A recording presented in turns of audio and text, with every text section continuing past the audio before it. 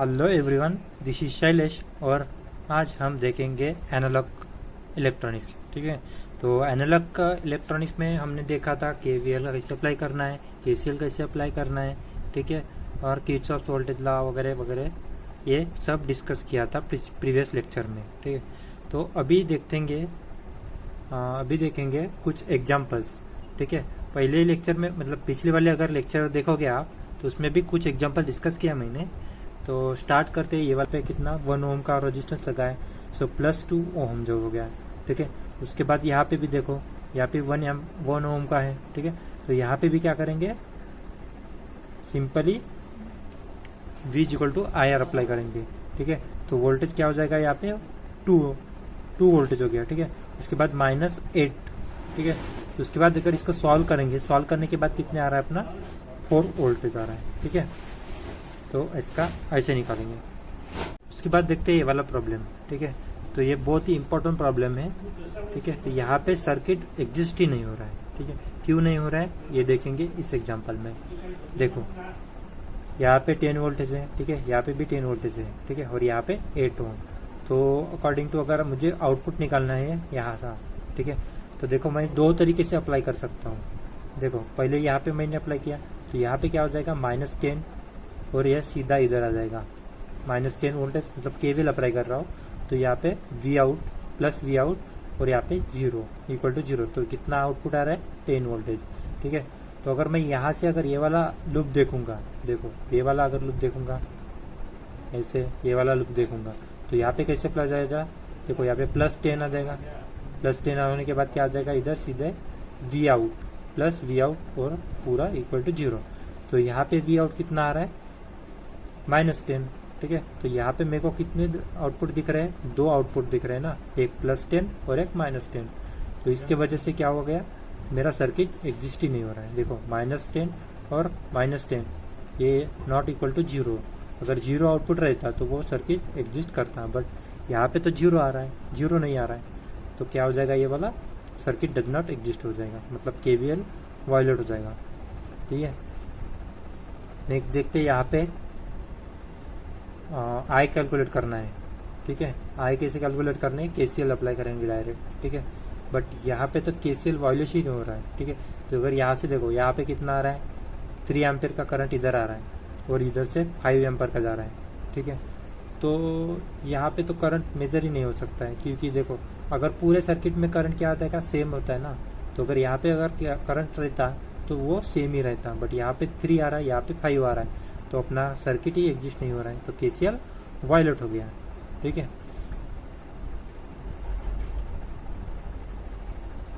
Next देखते हैं voltage division rule. ठीक है, तो वोल्टेज डिवीजन रूल कहाँ पे अप्लाई होता है, जब सीरीज में रहते हैं। ठीक है, जब रजिस्टेंस सीरीज में रहते हैं तब देखते हैं।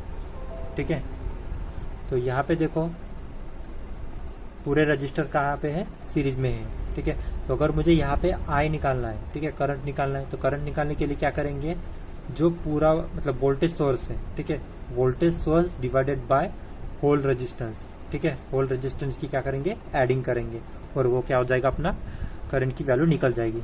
अगर देखो यहाँ पे मेरे को V3, ठीक है, V3 अगर निकालना है तो ओम्स लॉ अप्लाई करेंगे, V = I × R। तो कहाँ पे निकालना है मुझे, R3 पे, तो V3 = I × R3। ठीक है, तो I क्या है अपना VS divided by R1 + R2 + R3। ठीक है, तो ये यहाँ पे सिंपली पुटअप करेंगे और V3 निकालेंगे।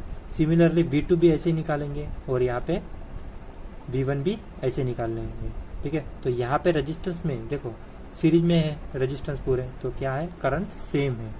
ठीक है, तो ऐसे इसका आंसर निकालेंगे।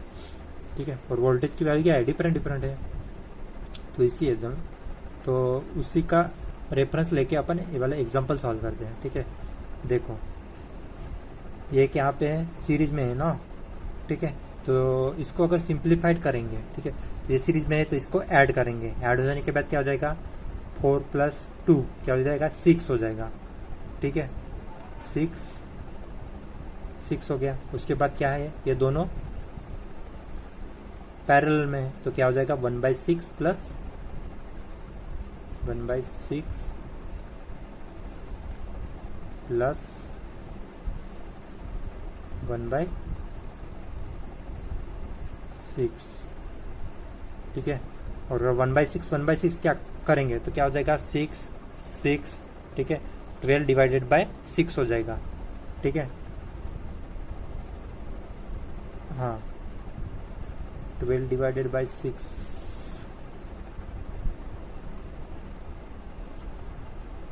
तो ऊपर का जो रेफरेंस मान के अपन ये वाला एग्जांपल सॉल्व करते हैं, ठीक है। तो एग्जांपल सॉल्व करने के लिए देखो ये दोनों रेजिस्टेंस क्या यहाँ पे है, सीरीज में है। तो सीरीज में है तो क्या करेंगे, इसको ऐड करेंगे। ऐड करने के बाद क्या हो जाएगा, ये 6 हो जाएगा, ठीक है। तो अपना ये वाला कितना हो गया, 6 हो गया, ठीक है। और ये दोनों क्या है, पैरेलल में है। तो पैरेलल में क्या होता है, 1/r equivalent is equal to 1/r1 plus 1/r2 plus 1/r3 and so on, ठीक है। तो 1/6 प्लस 1/6 इसको अगर ऐड करेंगे, ठीक है, तो कितना आ जाएगा, 2 आ जाएगा, ठीक है। और आर इक्विवेलेंट निकालना है तो उसका इन्वर्स करेंगे। इन्वर्स करने के बाद कितना आ जाएगा, 1/2 आ जाएगा इसका, ठीक है। ये इसने गलत सॉल्व किया है, 1/2, ठीक है। उसके बाद क्या करेंगे, देखो यहाँ पे क्या निकालना है, वोल्टेज अक्रॉस 3 ओम। देखो ये 3 ओम का क्या है, रजिस्टेंस है। तो यहाँ पे मुझे अगर वोल्टेज निकालना है तो क्या करेंगे, इसका पहले करंट निकालेंगे। करंट निकालने के लिए क्या करेंगे, सिंपली यहाँ पे अप्लाई करेंगे KCL, ठीक है। तो KCL अप्लाई करेंगे तो क्या क्या करेंगे, देखो ज़्यादा कुछ मतलब वोल्टेज डिवीजन रूल अप्लाई करेंगे, ठीक है। तो वोल्टेज डिवीजन रूल अगर अप्लाई करना है यहाँ पे मेरे को, तो देखो 4 + ½ + 3 कितना होता है वो आप कैलकुलेट करेंगे। उसके बाद देखेंगे 20 × 3 डिवाइडेड बाय 4 और 3 कितने हो गए, 7, ठीक है। 7 + 1/2, 15 डिवाइडेड बाय 2, ठीक है। तो क्या हो जाएगा अपना यहाँ पे 20 × 3 डिवाइडेड बाय यहाँ पे 15 डिवाइडेड बाय 2, ठीक है। और आप इसको सॉल्व करेंगे और इसका वोल्टेज निकालेंगे। ये गलत लिखा है इसने, ठीक है। नेक्स्ट देखते हैं क्लासिफिकेशन ऑफ एलिमेंट्स। देखो ये तो पहले लेक्चर में हो गया था, लेकिन फिर से अगर अपने को डिस्कस करना है तो देखो जो रेजिस्टेंस है वो क्या है, रेजिस्टेंस में क्या होता है, लीनियरिटी शो होता है, ठीक है। लीनियर ग्राफ अपने को मिलता है जो कि ओम्स लॉ में है, ठीक है। तो ओम्स लॉ क्या फॉलो करता है, लीनियरिटी फॉलो करता है। और जो क्या कहाँ से पास होता है, देखो अगर यहाँ से ओरिजिन से पास होता है ना बोला, तो उसको क्या बोलेंगे, ये लीनियरिटी शो हो रहा है यहाँ पे, ठीक है। और जो सेकंड जो डायोड का है, ठीक है, डायोड का अगर ग्राफ देखेंगे और कैरेक्टरिस्टिक देखेंगे आप, ठीक है, तो उसका देखो फॉरवर्ड बायस में क्या है, देखो ये क्या हो रहा है, इंक्रीज हो रहा है। और रिवर्स बायस में क्या हो जाएगा, ये ब्रेक डाउन में जाएगा और ये सीधा 0 की तरफ बिहेव करेगा, ठीक है। तो देखो उसके बाद देखो एक्टिव और पैसिव डिवाइसेस, ठीक है। देखो अगर आर निगेटिव है, ठीक है, तो उसका पावर क्या हो जाएगा, निगेटिव आ रहा है, ठीक है, निगेटिव हो जाएगा वो। V = I, V versus I का अगर ग्राफ प्लॉट करेंगे, ठीक है, तो ये निगेटिव स्लोप आ रहा है, तो निगेटिव रेजिस्टेंस हो गया। निगेटिव रेजिस्टेंस मतलब क्या, इसका पावर भी मतलब पैसिव हो जाएगा, ठीक है। और ये अपना उसका जो पावर है वो क्या हो जाएगा, पॉजिटिव हो जाएगा इसमें डायोड में, ठीक है। उसके बाद देखो क्या बोल रहा है इसका, tunnel diode is a device which exhibits the concept of negative resistance in that the region act as a source, ठीक है, पावर डिलीवर, ठीक है। तो पहले लेक्चर में पूरा मैंने डिस्कस किया था, आप उसमें देखेंगे, ठीक है। अभी देखेंगे ना एलिमेंट और डिवाइसेस विच ऑब्जर्व द, देखो ये पहले लेक्चर में अपने डिस्कस किया था, ठीक है। तो अगर देखो क्या बोल रहा है, एलिमेंट और device which observe the energy और पावर, ठीक है। तो power referred as a passive devices, ठीक है। जो पैसिव डिवाइसेस है उसके लिए क्या है, एनर्जी ऑब्जर्व होती है, और जो एनर्जी डिलीवर होती है उसको क्या बोलेंगे, एक्टिव डिवाइसेस, ठीक है। उसके एग्जांपल भी मैंने डिस्कस किए थे पहले लेक्चर में, आप देखे हुए, ठीक है। कैपेसिटर देखते हैं। देखो कैपेसिटेंस क्या है, capacitance is the property of the capacitor which oppose the rate of change of voltage, ठीक है। तो देखो इसका जो सिंबॉलिकली रिप्रेजेंटेशन होता है, देखो ऐसे होता है आइडियल कैपेसिटर का। और प्रैक्टिकल कैपेसिटर का क्या होता है, यहाँ पे रेजिस्टेंस लग जाता है, ठीक है। और अगर उसका अगर अपने को देखना है मैथमेटिकली कैसे सॉल्व किया जा करते तो देखो पहले लेक्चर में मैंने क्या बताया था, V equal to I R, ठीक है, ओम्स लॉ बताया था। सिंपली यही यहाँ पे फॉलो होता है, ठीक है। तो देखो ओम्स लॉ फॉलो होता है, इसलिए क्या होता है यहाँ पे ओरिजिन से ग्राफ चला जाता है, यहाँ से स्ट्रेट लाइन पास हो जाती है, ठीक है। तो इसको क्या बोलेंगे, स्ट्रेट लाइन, और ये लीनियरिटी शो हो रहा है, ठीक है। तो Q is directly proportional to V। उसके बाद C कांस्टेंट निकालेंगे, ठीक है, और C क्या है अपना कैपेसिटर्स है, ठीक है। तो कैपेसिटर्स का यूनिट क्या होता है, फैराडे, और Q का कूलम्स, और वोल्टेज का वोल्ट, ठीक है। तो C is equal to Q by V। अगर चार्ज निकालना है मेरे को, ठीक है, तो Q इंटू C, ठीक है। चार्ज अगर निकालना है ये वाला Q का, ठीक है, तो Q इज इक्वल टू क्या हो जाएगा, C इंटू V, ठीक है। और कैपेसिटर निकालना है, कैपेसिटर्स की वैल्यू निकालनी है तो Q अपॉन V, ठीक है, ऐसे निकालेंगे। उसके बाद देखो मैथमेटिकली कैसे, मतलब अगर मुझे ओम्स लॉ अप्लाई करना है, ठीक है, कैपेसिटर पे, ठीक है, तो देखो कैपेसिटर्स को उसका करंट निकालना है मेरे को, ठीक है। तो क्या हो जाएगा, C into D V by D T, ठीक है, और I equal to D Q by D T. देखो चार्ज जो चेंज होता है, ठीक है, मतलब करंट के, मतलब ये करंट क्या है, change into charge with respect to time, ठीक है, ऐसे निकालना है। उसके बाद वोल्टेज, वोल्टेज कैसे निकालना है, देखो ओम्स लॉ अप्लाई किया है, 1/C इज एंड यहाँ पे इंटीग्रेशन, उसके बाद I इंटू डी टी, ठीक है। तो ऐसे निकालेंगे। तो यहाँ पे दो ही बातें अगर याद रखना है तो आप दो ही बातें याद रख सकते हैं, ठीक है। तो ये 3 ऐसे इंपॉर्टेंट फार्मूले हैं, इसको आप अपने शॉर्टकट नोट्स में लिखेंगे, ठीक है। I equal to D Q by D T, उसके बाद यहाँ पे I equal to C into D V by D T, उसके बाद यहाँ पे सिंपली इंटीग्रेशन किया है, ठीक है। इंटीग्रेशन करने के बाद 1/C integration IC into D T, ठीक है, ऐसे निकाला है। नेक्स्ट देखते हैं लैप्लास ट्रांसफॉर्मेशन इसका, ठीक है।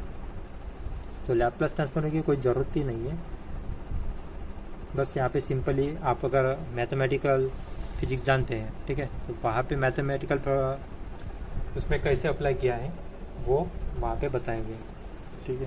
तो ज़्यादा कुछ डिटेल में इसका मतलब ज़रूरत वगैरह नहीं होती है, लेकिन आप अगर डिटेल में अगर पढ़ना चाहते हो तो फिर उसको आप मैथमेटिकल फिजिक्स में अगर डिटेल पढ़ सकते हो, ठीक है।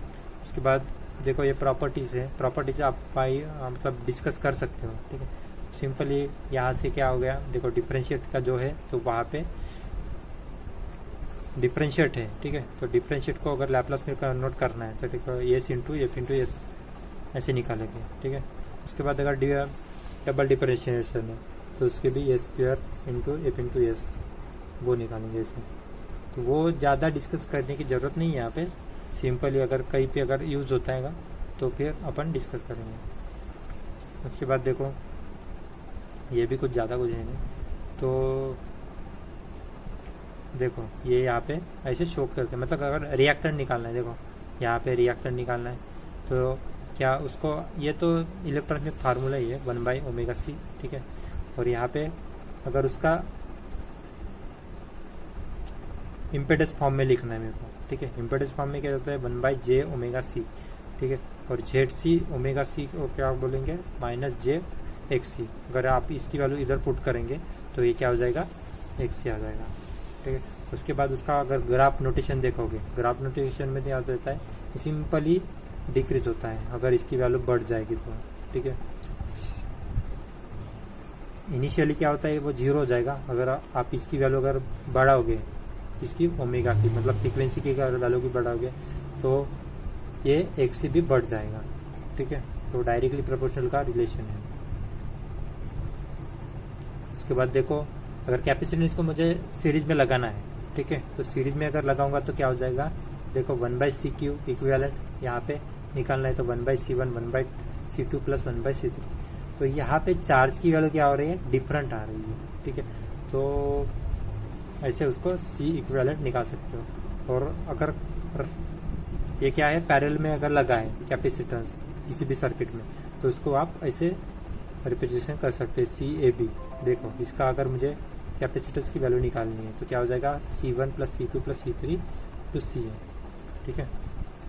अभी ये देखो इम्पोर्टेंट न्यूमेरिकल है, देखो जो पहले मैंने बताया था कोई डिस्कस करने की जरूरत नहीं है, लेकिन आप अगर एक एग्जांपल देखोगे ये वाला तो इससे भी आपके पूरे कंसेप्ट सॉल्व हो सकते हैं। ठीक है, तो ये लैपलास से सॉल्व किया है। ठीक है, यहाँ पे जेड की वैल्यू निकालनी है। जेड मतलब क्या है, इम्पेडेंस है। ठीक है, तो 4 फैराडे का यहाँ पे कैपेसिटर लगा है, यहाँ पे 8 रेजिस्टेंस लगा है। ठीक है, और यहाँ पे 2 फैराडे का कैपेसिटर लगा है। ठीक है, तो 3 फैराडे का लगा है। ठीक है, तो उसके बाद अगर इसको इम्पेडेंस में रिप्रेजेंट करना है, ठीक है, तो इसको कैसे रिप्रेजेंट करेंगे, देखो लैपलास में इसको अगर ट्रांसफर करना है तो क्या हो जाएगा, 1/4s होता है। ठीक है, जब भी कैपेसिटर का निकालना होगा तो।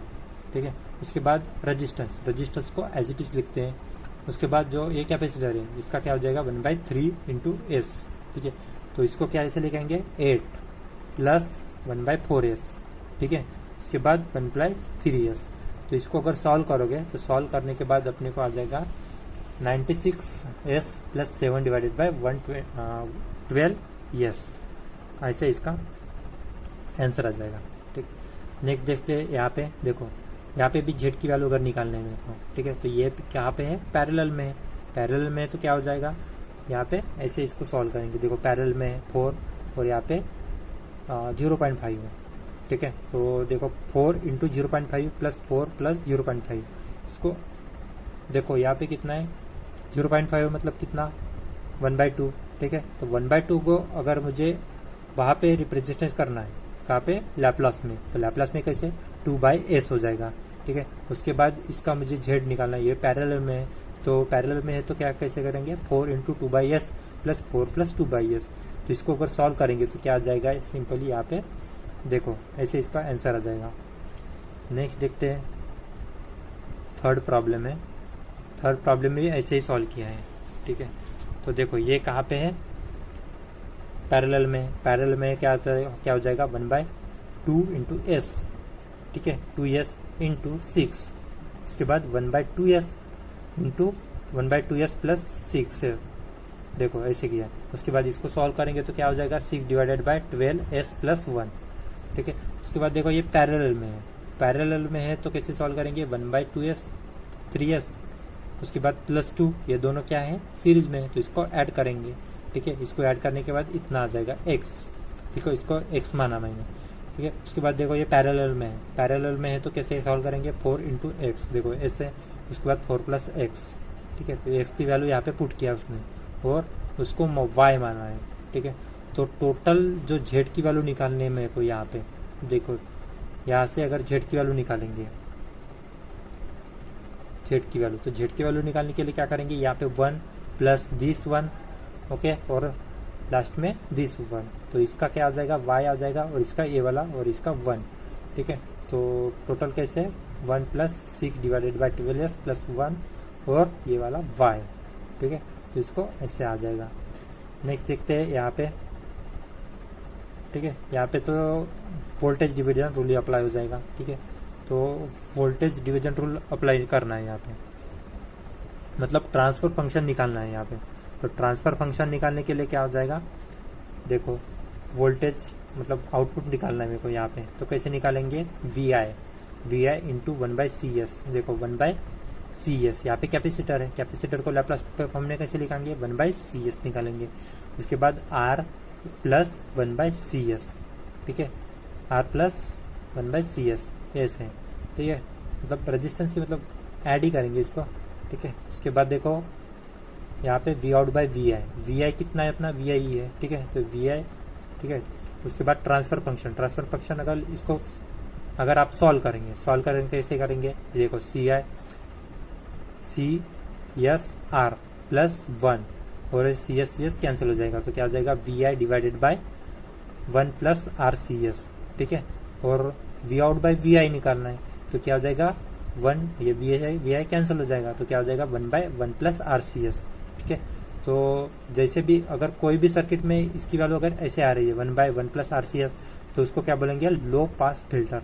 ठीक है, तो इस सर्किट को याद रखेंगे। अब नेक्स्ट देखते हैं यहाँ पर ट्रांसफर फंक्शन मतलब क्या हो जाएगा, जो आउटपुट वोल्टेज है, ठीक है, output voltage versus divided by input voltage. ठीक है, तो उसका जो रेशियो लेते हैं तो उसको क्या बोलेंगे, ट्रांसफर फंक्शन। ठीक है, तो यहाँ पे क्या बोला है, it is defined as the ratio of output transformation to input transformation with no initial condition. ठीक है, तो इनिशियल कंडीशन अप्लाई करने की कोई भी जरूरत नहीं है। ठीक है,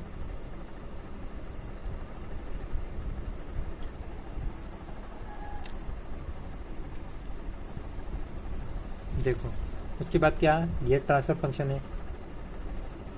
ठीक है, तो मुझे अगर यहाँ पे मुझे पोल निकालने के लिए क्या करेंगे, यहाँ पे सिंगुलरिटी अप्लाई करेंगे, मतलब कंडीशन ऑफ सिंगुलरिटी अप्लाई करेंगे। तो कंडीशन ऑफ सिंगुलरिटी क्या है, इक्वेटिंग टू जीरो, यहाँ पे इसको इक्वेट जीरो करेंगे। तो एस की वैल्यू क्या आ रही है, -1/RC। ठीक है, तो ये क्या हो जाएगी, यहाँ पे इस साइड आ जाएगा। ठीक है, यहाँ पे जीरो है, यहाँ पे एस प्लेन है। ठीक है, उसके बाद अगर यहाँ पे टाउ क्या है, reciprocal of negative real roots, pole है। ठीक है, तो ये टाउ क्या है, रिप्रेजेंटेशन टू टाइम को रिप्रेजेंटेशन करता है। ठीक है, तो टाइम को अगर वैल्यू निकालना है तो T tau is equal to क्या हो जाएगा, RC। ठीक है, तो टाइम किस में निकालना है, सेकंड में निकालना है। ठीक है, उसके बाद एक एग्जांपल लिया है, देखो ट्रांसफर फंक्शन क्या है, S-1 और S+1। ठीक है, तो इसको अगर मुझे टाउ निकालना है तो टाउ कैसे निकालेंगे, देखो S+1 इक्वल टू 0, यहाँ पे इक्वेट किया इसको 0, एस की वैल्यू कितनी आ रही है, -1, तो टाउ की वैल्यू कितनी आ गई, 1 सेकंड। इसको अगर आप RC है ना, तो उसको अगर यहाँ पे अप्लाई करेंगे, मतलब अगर देखो ये यहाँ पे अगर वैल्यू पुट करेंगे इधर, ठीक है, तो उसके बाद इसको टाउ की वैल्यू कितनी आ रही है, 1 आ जाएगी। ठीक है, यहाँ पे देखो न्यूमेरिकल में देखो यहाँ पे टाउ की वैल्यू कितनी आ रही है, R/C आ जाएगी सिंपली। ठीक है, तो यहाँ पे मुझे अगर आउटपुट निकालना है, ठीक है, तो आउटपुट कैसे निकालना है, वोल्टेज डिवीजन रूल अप्लाई करेंगे, VI/R। ठीक है, R+CS। ठीक है, फिर उसके बाद ट्रांसफर फंक्शन क्या होता है, VOUT/VI। तो RCS, VOUT कितना है अपना, VOUT इसको अगर सॉल्व करेंगे, पहले सॉल्व करने के बाद ये अपना आ जाएगा ट्रांसफर फंक्शन, मतलब कितना आ रहा है, RCS डिवाइडेड बाय 1+RCS। ठीक है, तो इसको क्या बोलेंगे, हाफ पास फिल्टर। ठीक है, तो जब भी ऐसे आउटपुट आ जाएगा अपना, तो इसको क्या बोलेंगे, हाफ पास फिल्टर, और 1/1+RCS आ जाएगा तब क्या हो जाएगा, लो पास फिल्टर। ठीक है, so thank you very much. बाकी के एग्जाम्पल अपन नेक्स्ट लेक्चर में देखेंगे।